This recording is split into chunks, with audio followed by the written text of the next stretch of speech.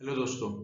आज हम बात करेंगे कि प्लाज्मा थेरेपी क्या है और जो इंडिया में इसका क्लिनिकल ट्रायल्स के लिए अप्रूवल मिल गया है उसकी क्या गाइडलाइन सेट की हैं आईसीएमआर ने, और कैसे जो है प्लाज्मा थेरेपी काम करता है, प्लाज्मा कहाँ से मिलता है इस थेरेपी के लिए और कैसे मिलता है, और क्या क्या रिस्क इन्वॉल्व है इस थेरेपी में। तो शुरू करने से पहले यार, अगर आपने चैनल को सब्सक्राइब नहीं किया है तो कर लो यार। मैं ऐसे ही वीडियोस डालते रहता हूँ नॉलेज के लिए, रिसर्च कर करके। तो सबसे पहले प्लाज्मा थेरेपी क्या है।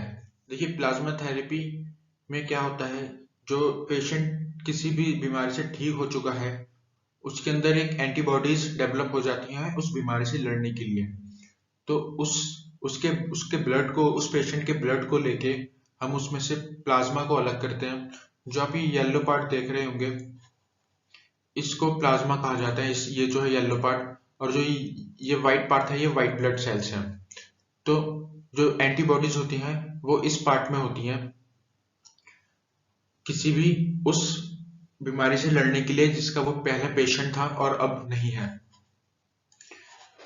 और ये ऐसा नहीं है कि ये जो प्लाज्मा थेरेपी है वो पहली बार यूज हुई है। 2014 में जब इबोला वायरस आया था तो डब्ल्यूएचओ ने रिकमेंड किया था कि इस प्लाज्मा थेरेपी को यूज किया जाए उससे लड़ने के लिए, और इस जो इसके पेशेंट हैं उनको ठीक करने के लिए। और इससे पहले भी जो मिडिल ईस्ट रेस्पिरेटरी सिंड्रोम आया था, मर्स, उसमें भी इस ट्रीटमेंट का इस्तेमाल किया गया था। और जो सबसे पहले 1918 में H1N1 इन्फ्लुएंजा वायरस जो आया था, जिसको हम स्पेनिश फ्लू के नाम से भी जानते हैं, ये भी एक पैंडेमिक था। उस टाइम भी इस थेरेपी को एज अ एक्सपेरिमेंट यूज किया गया था। आप देख सकते हैं कि ये जो प्लाज्मा थेरेपी है ये कोई नई थेरेपी नहीं है, बहुत पुरानी थेरेपी है। और इससे पहले जो हमारा जो सार्स का आउटब्रेक हुआ था, ये H1N1 इन्फेक्शन जो हुआ था, उसमें भी इस बीमारी का इस्तेमाल हो चुका है। और जो अदर्स सीरियस आउटब्रेक होते हैं उन थेरेपी में SARS outbreak, HIV, polio, mumps, इनमें भी इसका इस्तेमाल हो चुका है। और जो मिडिल ईस्ट रेस्पिरेटरी सिंड्रोम के बारे में बताया, जो इस बीमारी में हमने जो प्लाज्मा थेरेपी का इस्तेमाल किया था वो भी एक कोरोना वायरस की वजह से, जो कोरोना वायरस की फैमिली से बिलोंग करता है, उसी वायरस की वजह से ये बीमारी शुरू हुई थी। और उस बीमारी में इसका इलाज किया गया था। और ये भी एक रेस्पिरेटरी सिंड्रोम है, जैसे कि कोविड-19 एक रेस्पिरेटरी सिंड्रोम है जो कि लंग्स लंग्स में इफेक्ट करता है। ये मर्स भी लंग्स में ही इफेक्ट करता था। तो इन बीमारियों में, इन डिसीजेज में भी हम पहले प्लाज्मा थेरेपी का इस्तेमाल कर चुके हैं। तो ये कोई नई बात नहीं है कि अगर हम कोविड-19 में भी इसकी सक्सेस देखने को मिले। तो चलिए जानते हैं कि अब ये काम कैसे करती है। देखिए, एक बहुत अच्छा डायग्राम है यहाँ पे कि जो पहले कोविड-19 का पेशेंट था, ये वाला जो रेड से डोनेट कर रहा है, वो रिकवर होने के बाद ब्लू का हो गया। मतलब उसने अपने अंदर एंटीबॉडीज को डेवलप कर लिया। जब उसने अपने अंदर एंटीबॉडीज को डेवलप किया तो यानी उसने उस उन एंटीबॉडीज ने इस नए कोरोना वायरस को, जो पहली बार आउटब्रेक हुआ है इसका, जिसको ह्यूमन बॉडी को इस बारे में नहीं जानती कि इससे, इस वायरस से कैसे लड़ा जाए, तो उसने अपने इम्यून सिस्टम के बदौलत एक नया एंटीबॉडी डेवलप कर लिया कि जो इस वायरस से लड़ने में सक्षम है। जो इसकी अपनी इम्यून सिस्टम ने, उसकी जो डेवलप किया है खुद के इम्यून सिस्टम ने।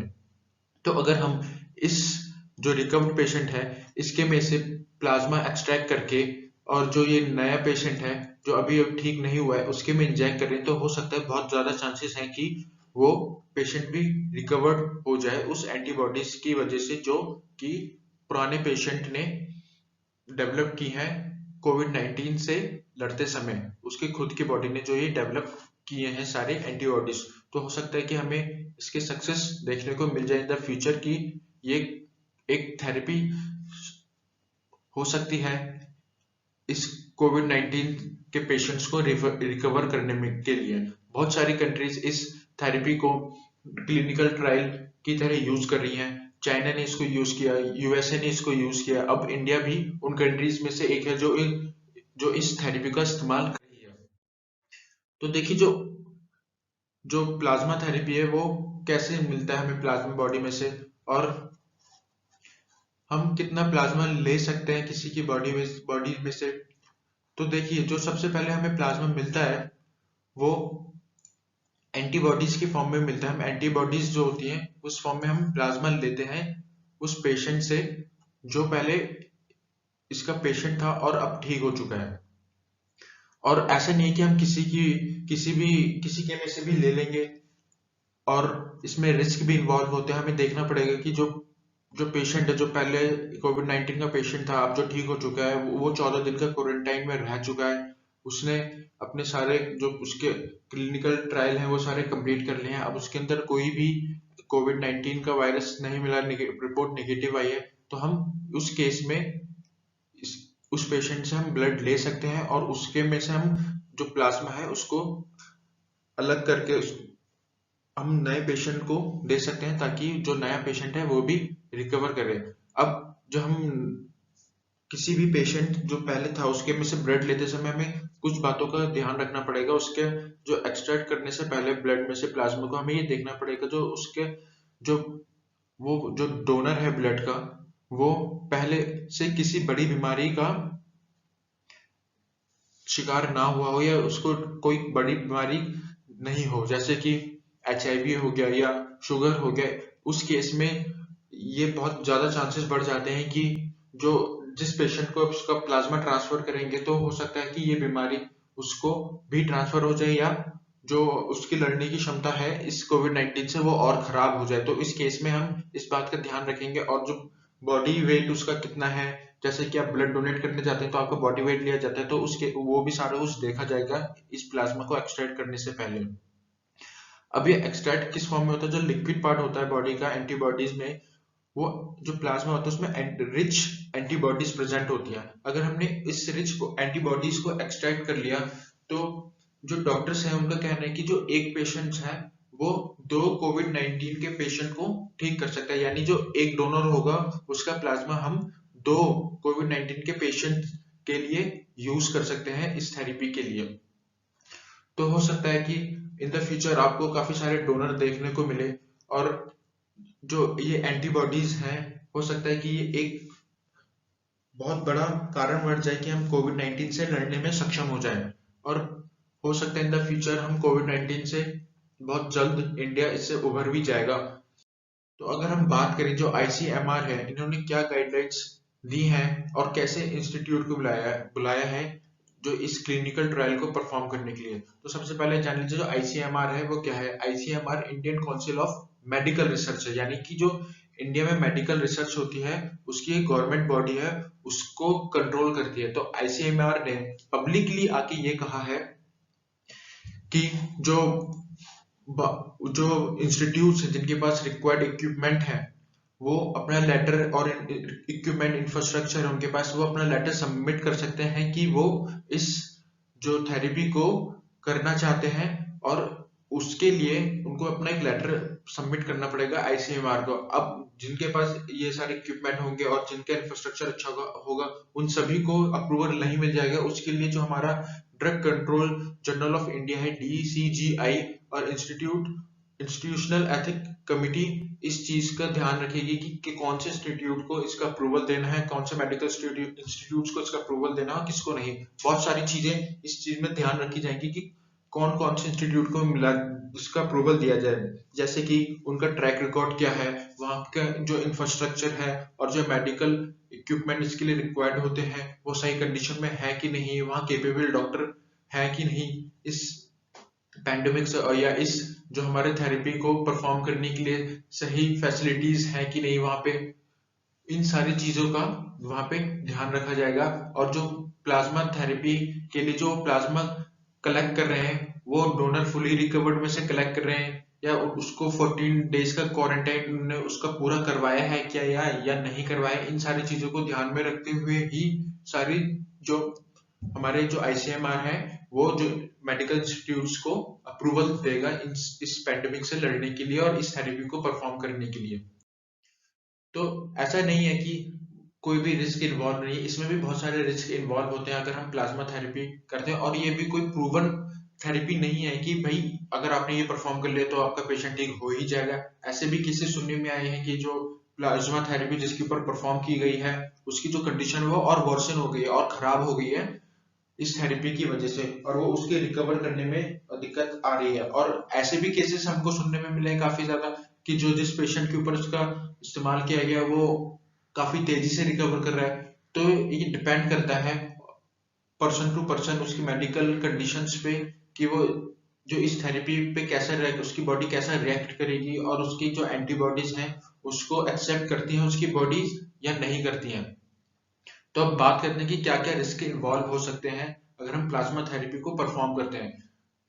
तो सबसे पहला रिस्क तो आप देख सकते हैं जैसे ट्रांसफर ऑफ ब्लड सब्सटेंस, मतलब कि अगर हम किसी एक पर्सन के प्लाज्मा को किसी दूसरे पर्सन में ट्रांसफर करते हैं तो हो सकता है कि जो उस पहला पेशेंट था जो या रिकवर्ड पेशेंट है उसके अंदर कोई और सा इन्फेक्शन हो, तो हो सकता है कि वो इन्फेक्शन उस जो अब पेशेंट है करंट पेशेंट है उसके अंदर ट्रांसफर हो जाए और उसकी कंडीशन और वर्सन कर दे कोरोना वायरस से या कोविड-19 से लड़ने के लिए।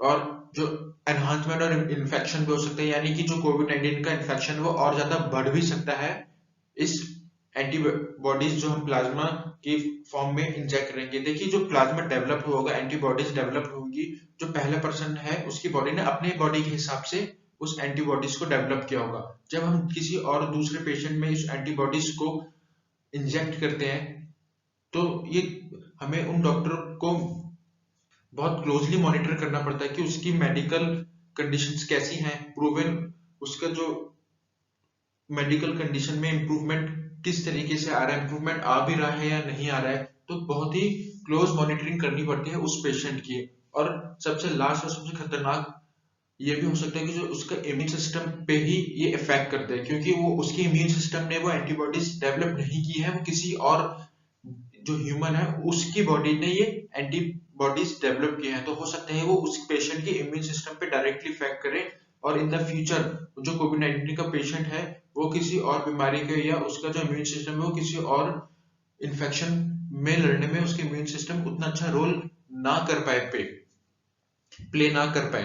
तो ये सारे रिस्क भी इन्वॉल्व होते हैं। इसलिए जो आईसीएमआर की गाइडलाइंस है उनका कहना है कि जो वो इसके फाइनल स्टेज पे है उसके गाइडलाइंस को बनाने के लिए, जो Indian council of medical research उनका कहना है कि जो जो इस थेरेपी के लिए उनकी गाइडलाइंस को बना रहे हैं वो फाइनल स्टेज में है। बहुत जल्दी हमको इसकी गाइडलाइंस देखने को मिलेंगी कि इंडियन डॉक्टर को, इंडियन मेडिकल इंस्टीट्यूट को जिनको अप्रूवल मिला है वो क्या गाइडलाइंस उनको फॉलो करनी है इस थेरेपी को या इस क्लिनिकल टेस्ट को परफॉर्म करने के लिए। और एक इंडिया में सक्सेस स्टोरी भी आ चुकी है कि जो हमारा प्लाज्मा थेरेपी हुई परफॉर्म करी और उसका एक पेशेंट रिकवर हो गया है। जो एक 49 ईयर ओल्ड मैन है जिसका ट्रीटमेंट दिल्ली के साकेत ब्रांच के मैक्स हॉस्पिटल में चल रहा था। वो कहा जा रहा है कि उसके जो कंडीशन में थोड़ी इंप्रूवमेंट देखने को मिली है हमें। कैसी इंप्रूवमेंट देखने को मिली, वो पेशेंट को अब वेंटिलेटर सपोर्ट की जरूरत नहीं पड़ी और उसने काफी तेजी से इस प्लाज्मा थेरेपी की वजह से रिकवर किया है। अब वो वेंटिलेटर के सपोर्ट पे नहीं है। तो आप देख सकते हैं कि इसके साइड इफेक्ट्स भी हो सकते हैं और सक्सेस स्टोरीज भी सुनने को मिल सकती है हमें इन द कमिंग फ्यूचर। उम्मीद करता हूँ दोस्तों आपको ये वीडियो पसंद आई होगी। अगर ये वीडियो पसंद आई है तो इसको लाइक, कमेंट और सब्सक्राइब जरूर कर देना। Thank you for watching.